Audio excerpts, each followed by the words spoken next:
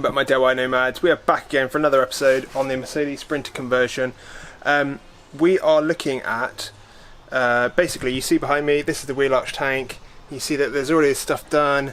I'm going to take you through what I did today and how I got to this point and what I need to do next. So let's get into it. We are going with a 57 litre wheel arch tank. The customer basically, they're not going to be using it to go on long treks, like very, very long treks, like, you know, maybe max a week, mostly 99% of the time would be like weekend trips. So a 57 litre tank is going to be more than sufficient. I mean, even in my current van, we've done long trips away and it's more than enough. We just find little fill-up stations, I guess more regularly than someone with like a 100 litre tank or something like that, but it's no problem whatsoever. Here is our tank. So as you said, wheel arch tank, so it fits around the general shape of most wheel arches. You can get like a 27 or 28 litre as well, which is the same as this, it's just like this wide instead, so it is basically the same width as the wheel arch on the inside of the van. Now I ended up getting this tank from Grassroots Leisure. The tank make though is Wydale, and what I've already done is I've already added this this mounting for the water out. So this is just a push fit, a brass push fit coupler for 15mm pipe.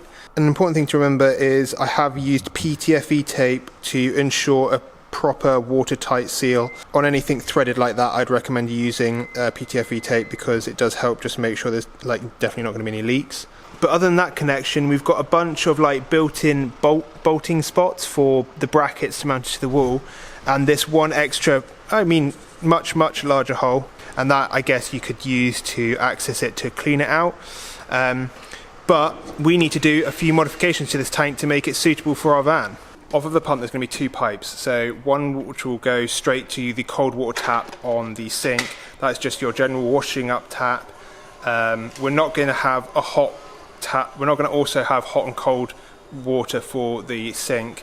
It's just going to be cold water, and then the other pipe will go through our water filtration system, which I'll show you in a second, and that provide clean drinking water for everyone in the van. Now we also want to make the system sort of quite accessible, so that they can easily change the filter cartridges, but also in the future if they decide to add a shower or a shower system, there's space in the back, but also it's easy to access and add on sort of extra pipe work for that in the future.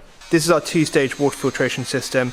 Basically there's two cartridges in either here. You unscrew this using the tool that comes with it. They come in two different grades to filter out basically 99.999% of everything. So this is just one of the filters that go in, and as you can see it removes basically, yeah, as I said, like 99.9% of everything. This will just provide really nice clean drinking water, and we'll just remove that worry of like drinking water that will give you like a dodgy tummy or anything like that, which is nice.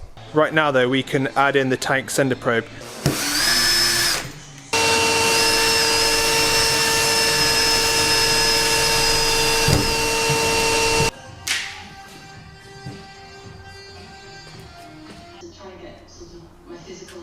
Alright guys, a little tip about PTFE tape.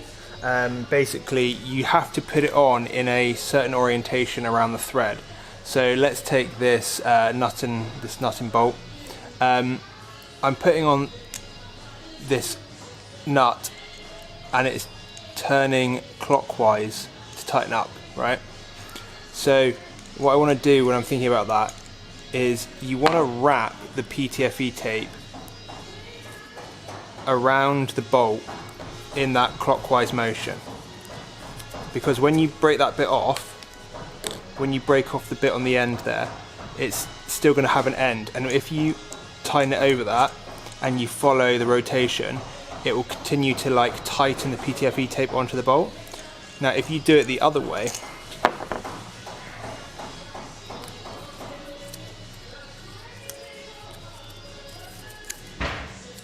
if you do it against the rotation of the bolt, as the bolt turns on, it will start to try and unturn the PTFE tape. Now the little bolt connections on the side of this tank are M8, so I'm using obviously M8 bolts, and what I'm going to do is I'm going to space the piece of wood off of the tank. I'm spacing off the plank of wood mainly because if any condensation forms on the side of this water tank, I don't want it to leach onto the wood. To space it off, instead of actually finding some like spacers, I'm using M10 nuts on the M8 bolts, so they just basically act as loose spacers.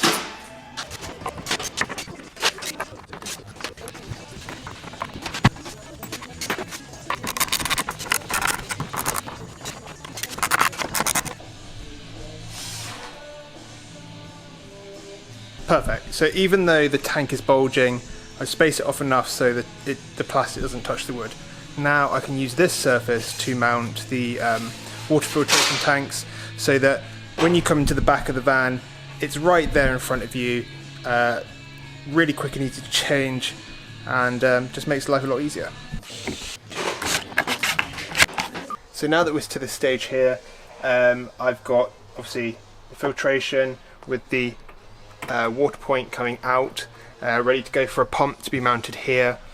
All easy access, all easy to maintain and everything like that. But what I do need to work out is where I'm going to put the water inlet. I'm thinking the pipe's going to come through in this lower section here, and because the pump's going to be roughly here, I'll probably try and budget just sort of like back here behind the water filtration, so it'll come through the wall and go into an inlet that I'll put about yay high on the tank.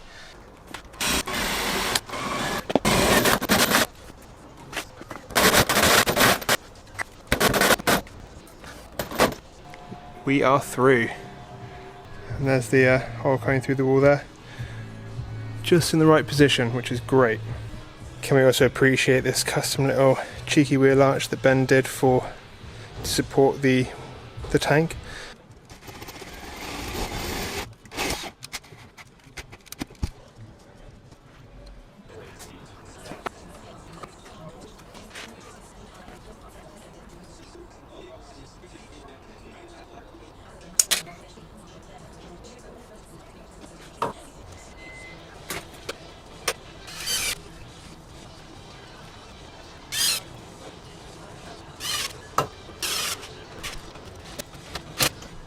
And there we go, we have a water filling up point on the side of our van, which is grand. I just need to tidy up the Sikaflex around the edge, but yeah, good to go. So a little bit of time has passed since I last showed you the plumbing system, but the setup goes as follows. We've got obviously the wheel arch tank with the filtration system on it. Since the last point, I've added 2 extra holes, so we've got a total of 4 now. We've added this one that's just behind here, this little spot there. That is going to be the water in point for the tank. So the water will come into this tube, go straight in. And we've also added in this top corner up here, extra point here. It's got basically it's a tank connector. It's a push fit, 50mm push fit tank connector that is on a 90-degree elbow, and that will come. That's at the very top corner. The water technically will be able to come out of that, go down through this one-way valve. Down, I need to bring it out a little bit into the space and then down through the hole and go outside the van. This will basically mean that when you're filling up the van from the outside, you can just leave it connected and sort of walk away, and when the tank gets to its fullest point, the excess water will drain out here and come out the van and just leach outside of the van and not over pressurize the system. And I've got a one-way valve there because obviously I don't want anything. If that was just like an open 15mm valve, there's a chance for stuff to basically work its way back up through and into the tank. And then over here we've got obviously the original water out point that goes through a shut-off valve through the built-in filter on this water pump. If you guys want to know, this is a Whale Watermaster. Then comes out through a one-way valve and then goes up through the filtration system, and then that will go off to the sink. Now what I need to do here is change this to a T junction, so that I can have the pressure going through the water filter and then straight off towards the tap. So we've got 2 points of cold water coming off there. But right now we need to finish off drilling the hole here that goes outside of the van.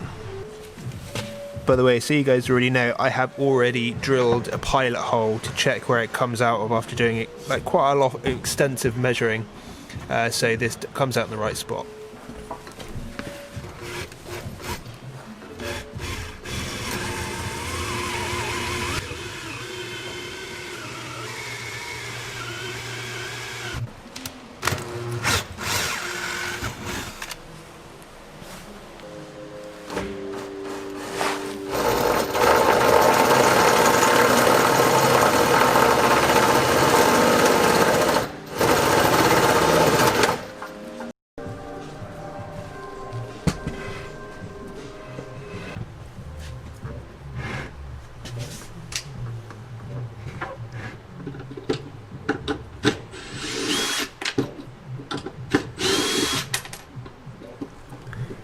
Postman finally arrived, and the last piece to get the water inlet pipe fitted has arrived.